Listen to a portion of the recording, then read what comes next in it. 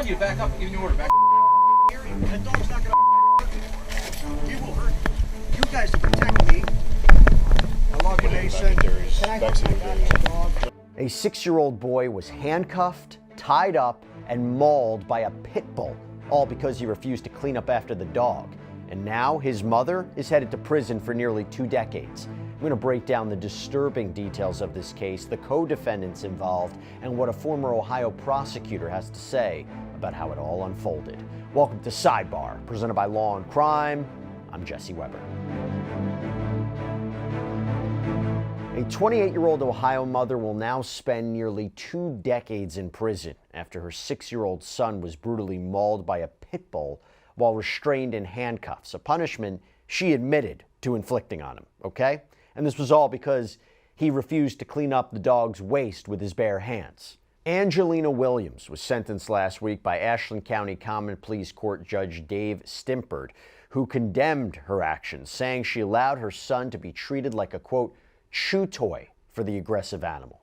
The harrowing details of this case, which left the boy with life-threatening neck injuries, emerged during court proceedings over the past year, including a panicked 911 phone call, body cam footage that revealed how Williams prioritized hiding the dog over saving the child.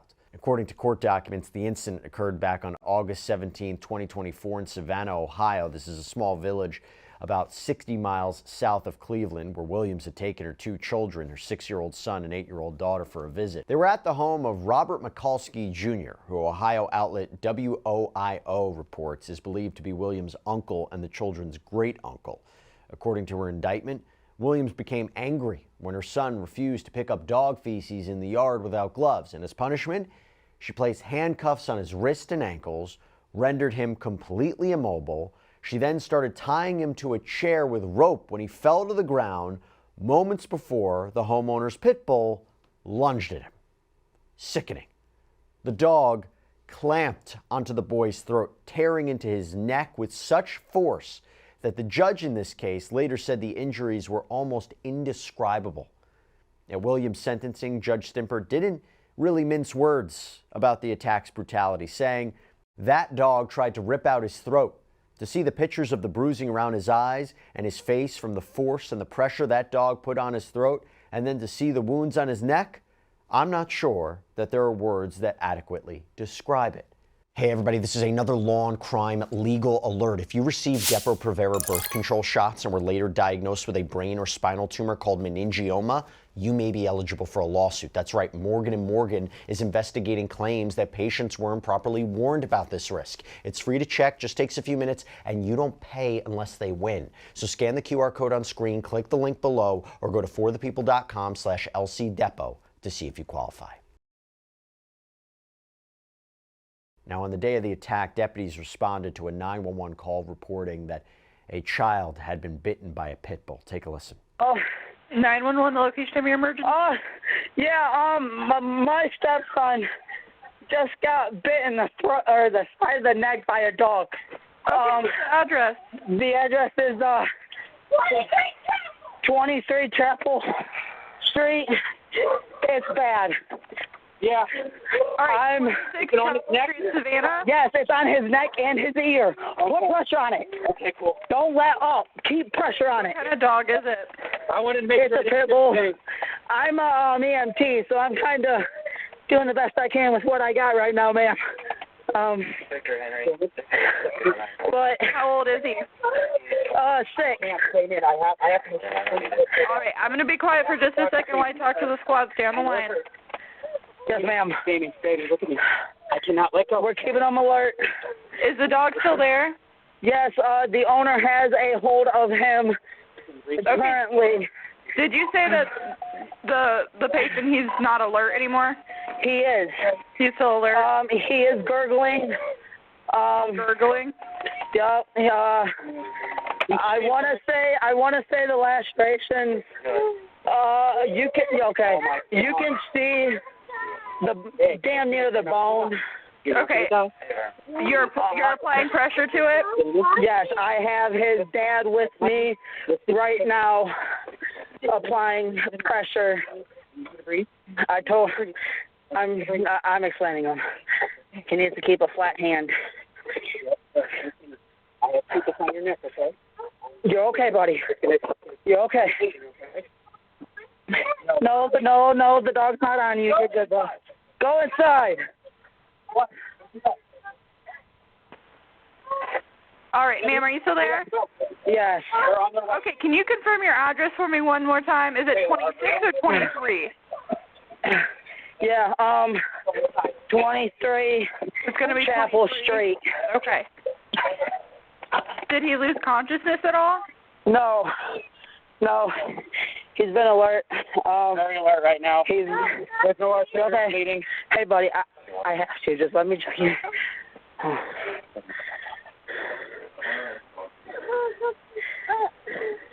Anything? All right. His You said pulse you is were good. gurgling. Is it like gurgled breathing you hear? Catch up your heart rate. Yeah, he's Just his heart rate pretty. he's breathing all right. Heart rate strong. I got a good pulse. Thank you.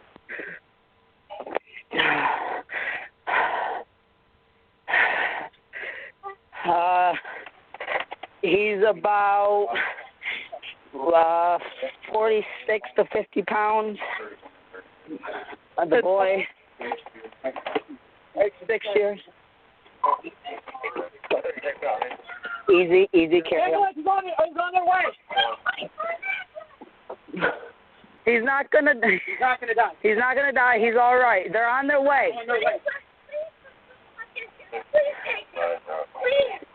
The mom wants us to take him to the Ashland Hospital. Instead of waiting on the squad? Yeah. I mean, that's ultimately up to you guys, but I do have the they have to go to the station real quick, so it shouldn't be very long at all. If you guys would rather wait, and they could take him. So go. He needs to lay down. Here. I need to take him, put him in the back seat. Hey, grab me the keys. Grab me the keys. I can't hold him like this. Give me a minute. You're okay. We're more worried about your neck, buddy. Ready? One. Yes. Give me his head. Yeah. Yep. I will take the shot and I will get him there. Hey, back seat. All right, and you guys are still applying pressure. How's the bleeding? Yes. Hey, sit up. I need to hold this on your neck very firmly. My hands. Look at me, baby. Is he like bleeding through the? Hang on. Hold against it? Hang on. You can see a little bit of tendon. I hear him. Are you guys going to station, or do you want them to meet you at the No, post they office? should see us. So deputies, they arrive at the home of the dog's owner, Robert Mikulski Jr., but at first, he was nowhere to be found. Now, at the scene were Williams and a man prosecutors described as her paramour, Taylor Marvin Brown, and initially officers believed that Mikulski had fled, but they later discovered he was actually hiding in a crawl space with the dog. Body-worn camera footage shows the moment that officers entered the home and took custody of that pit bull. And by that point, both Williams and Mikulski, who had been located, they were already outside in their own handcuffs. The footage is partially blurred during the interior sweep, but much of the action does remain visible.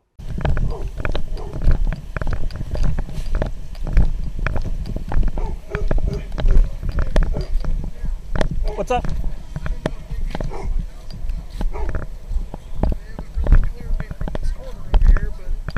Your dog's inside. Yeah.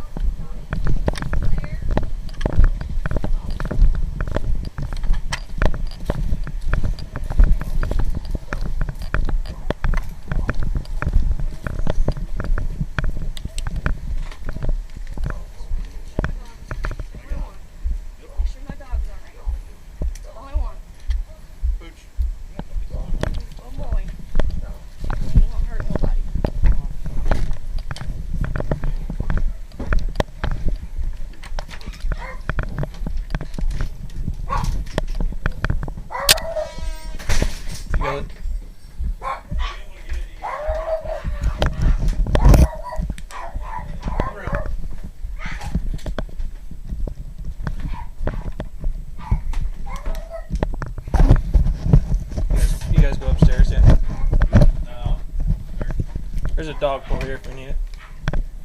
Hey, can one of you get into this room over here? From out that way, or no? I'll try. Okay.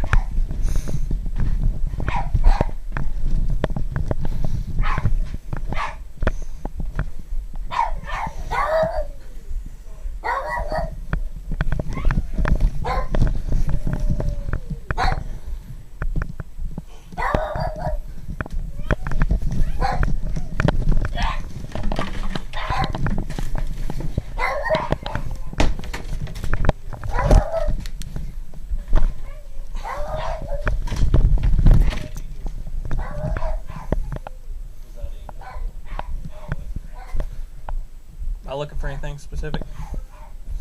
The dog?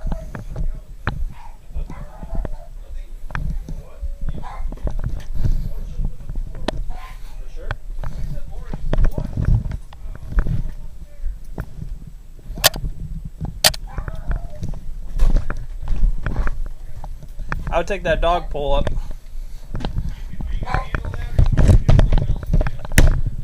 There's a dog pull down here.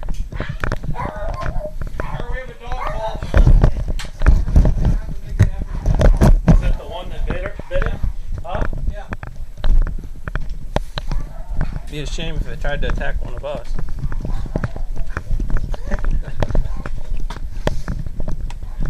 You been up here yet? Yeah, that's where the dog is. Oh. Does it sound angry? Yeah, it doesn't sound happy about this. Did you check both of these rooms? Yeah. I take that shield if you're... Yeah, give me that shield. It's down there in the bottom of the... Here, dog catcher. We need a fire extinguisher is what we need. I'm sure we have some, don't we? Or a taser. Or a shield or a gun. Or... I've never tried that. I've never got it. Is it standoffish?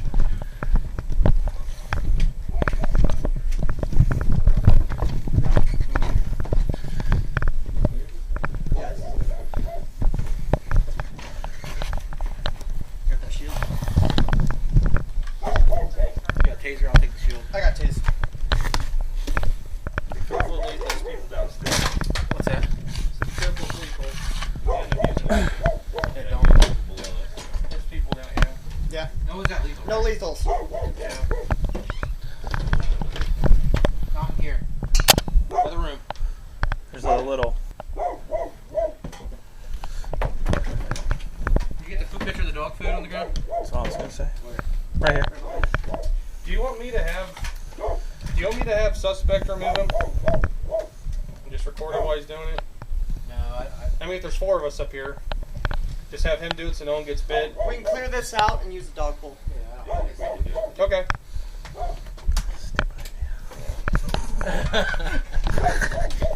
I just don't trust him. Huh? I don't trust him. You want to take this?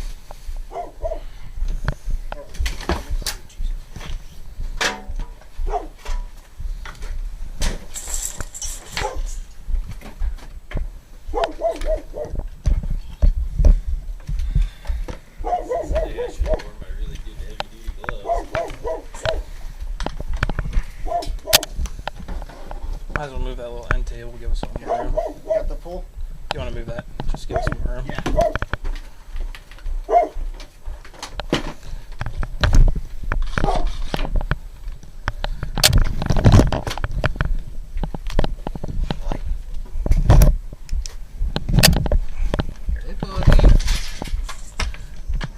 Oh, yeah.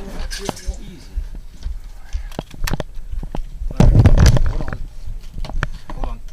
Don't move that yet. Let's see what he does. Hey, buddy. Paul's tightened down. All right.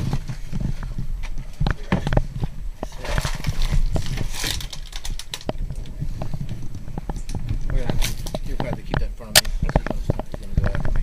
He's going to trust me. What? You want to go down the stairs?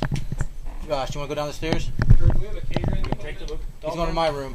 Or my car. He's going into a car. It could be any car for now. Yeah, both of you go downstairs. Derry. Go downstairs? Let everybody know we're coming out with him. Get him ahead of us.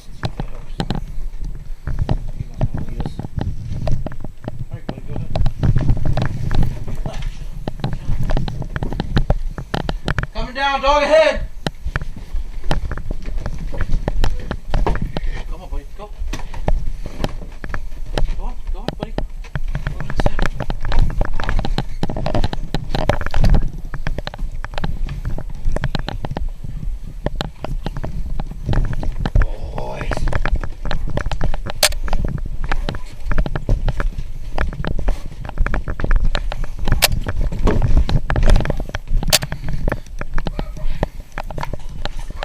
Dog ahead!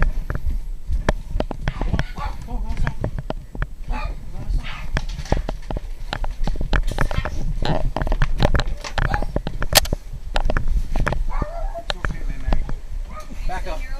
Back up. I'm not gonna do nothing. Back. I'm telling you to back up. I'm giving you an order. Back. That dog's not gonna he will hurt you. You guys to protect me. I love you, Mason. Can I put you back in the dog? No.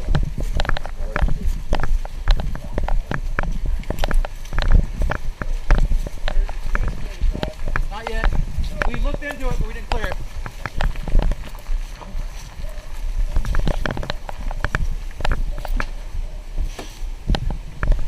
Roll your window down about halfway. Halfway? There you go. Jump up there. Come on, jump up there.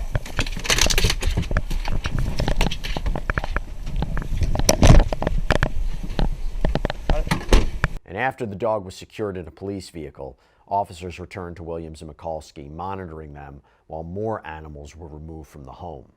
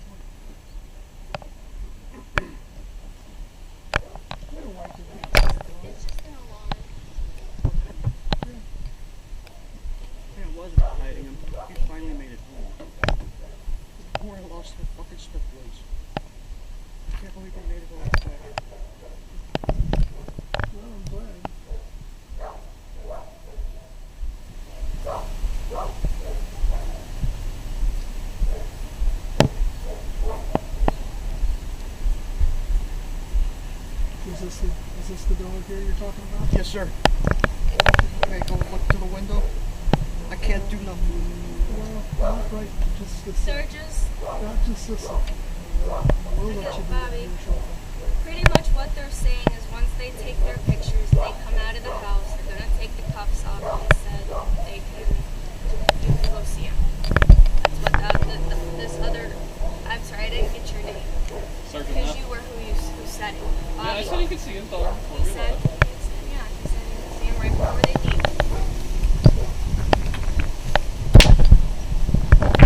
Poppers. You stepped on. Huh. My kids.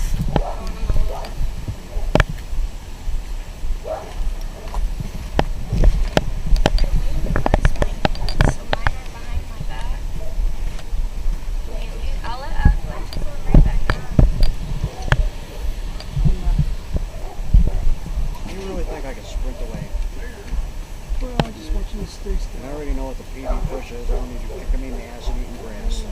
I just want you to stay still. I was just seeing if those papers were the blue way were there. That's all. I just wanted to see if it said on there what you guys were looking for.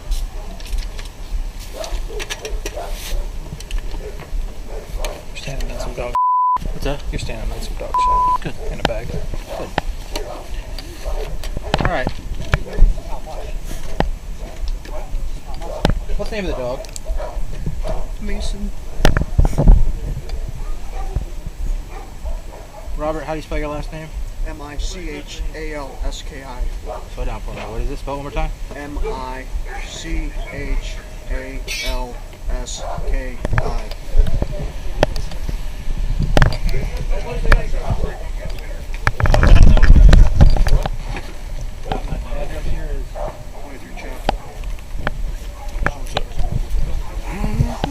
Williams was then taken into custody, held without bail, and at Williams' first court appearance on August 21st, 2024, she offered a defense that would later haunt the proceedings. Why? Because Williams, who People magazine reports had previously posted a photo of her daughter restrained in a similar way on social media, claimed ignorance about the brutality of handcuffing your own children as punishment. The court is setting bond, and the court could set a monetary amount that you would have to post prior to being released from the jail. So Attorney Tennell has just stated what the state's position is regarding what bond should be. So if you would like to state what you think bond should be, you may, but you don't have to. If you want to talk to Attorney Whitney about it first, like I said, that's fine, because you don't have to say anything. I feel like that's high. I feel like the dog's not even my dogs. The cuffs aren't even my cuffs. I didn't even know that the cuffs were illegal or anything was wrong with it. My uncle told me that it was okay, and I never meant any harm. I really didn't. The boy had been airlifted to a hospital and he miraculously survived, okay? According to People, he's since made a full recovery. He and his sister are now in the care of a legal custodian. This is according to court records. Williams, by the way, was scheduled to go to trial in May, but days before, she instead decided to pled guilty to 1 count of kidnapping, 4 counts of endangering children, 1 count of obstructing justice, and 1 count of possessing criminal tools. And she received credit for the 361 days she had already spent in jail, but she remains in the Ashland County Jail. She's soon going to be transferred to the Ohio State Reformatory for Women to begin her 19-year sentence, minimum 19-year sentence. Now, the 2 other people that we talked about who are connected to this incident, Robert Mikulski Jr., the dog's owner, hid with the pit bull after the attack, and Taylor Marvin Brown, who prosecutors identified as Williams' lover. So Mikulski stood trial, was convicted on June 16, 2025 of complicity in the commission of an offense, a 3rd-degree felony, and tampering with evidence, also a 3rd-degree felony. He's expected to be sentenced on July 21st, 2025. And as for Taylor Marvin Brown, pleaded guilty to 1 count of obstructing justice, 3 counts of complicity in the commission of a felony, 1 for kidnapping, the other 2 for endangering children, and he's set to be sentenced on July 14th, 2025. All right, so to break this down, I want to bring on a special guest. I'm joined by attorney, former Deputy Attorney General out of Ohio, Mark Weaver, friend of the show. Mark, so good to see you. Thanks so much for taking the time. I wish it was under better circumstances. I wish it was a case that I haven't just described, but unfortunately this is where we find ourselves from a human point of view, as somebody who's dealt with a number of different cases.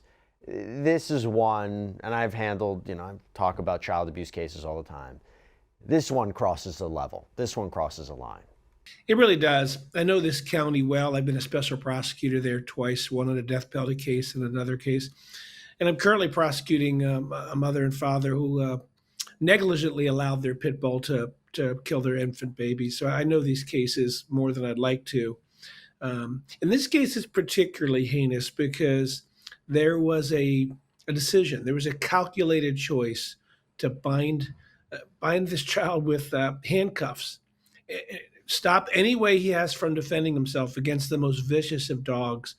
And then there appears to be some evidence that this mother thought it was a fun thing, that it was a good thing, that she bragged about. The judge actually held her to account on this. I expect the 2 co-defendants to get similar, very long sentences here. Yeah, I mean, this is a case that was elevated to what the judge described as torture. okay, and she was hit with a first-degree felony kidnapping charge, okay? The idea, though, that Angela Williams was originally set to go to trial, takes a plea just days before, in your experience, how common is that? How common is it for prosecutors to resolve a case like this late in the process? I mean, what factors would push both sides toward a plea deal like this? I've prosecuted so many cases where children are victims. It's always on my mind that I don't want to re-victimize the victim. So that's first and foremost is you want justice to be done. But second is, can we do it without making this child go through what for most children would be a very daunting and scary process, having to relive this, having to undergo cross-examination. So that's likely what Prosecutor Christina. Is there a chance they wouldn't have needed that young boy to testify? Could they have proven the case without his testimony?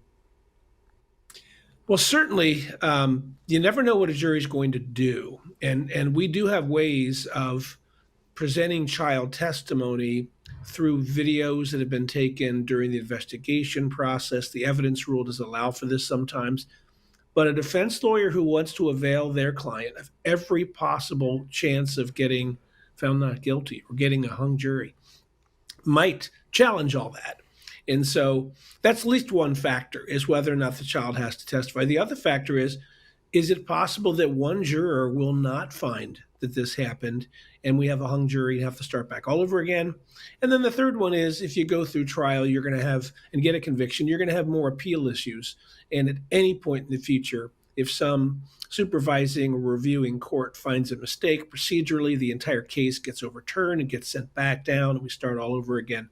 These are the factors that I think about as a prosecutor when I'm trying to decide whether or not I want to resolve a case. And when you can get a good long sentence, and this is a good long sentence for this crime, as many as 28 years for the mother, then that's a factor. So I do this because I enjoy trying cases. I do this because people need to step up and speak for children. But if I can get that justice without going to trial, I'll do it every time. What when she was charged, we can make sense of the kidnapping, the child endangerment, possession of criminal tools. What does that charge mean under Ohio law, and how could it be involved in a case like this? Is it the handcuffs? Is it the rope? Yeah, it's the handcuffs and rope. We often use the criminal tools charge to strengthen an indictment. In this case, you don't need to, but I don't blame Prosecutor Christina for bringing every possible charge that could be brought. You want to present your strongest case so that if you do resolve the case, you have some room to negotiate with defense counsel.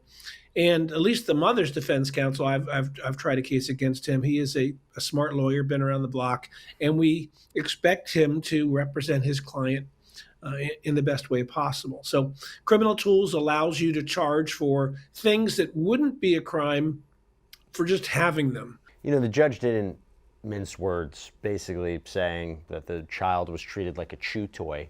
When Williams is sentenced to 19 years in prison, do you think that's the appropriate sentence?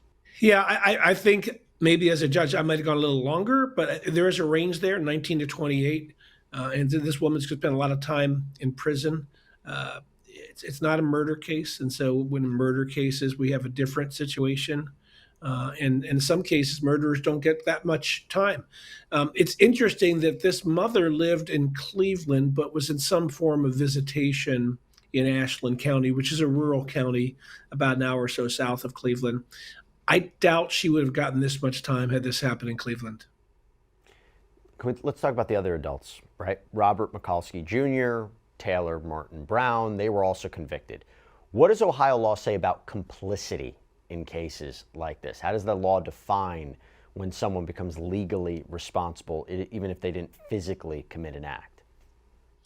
Yeah, complicity can be charged at the same level as the original crime as long as you had knowledge or participation before or during the event.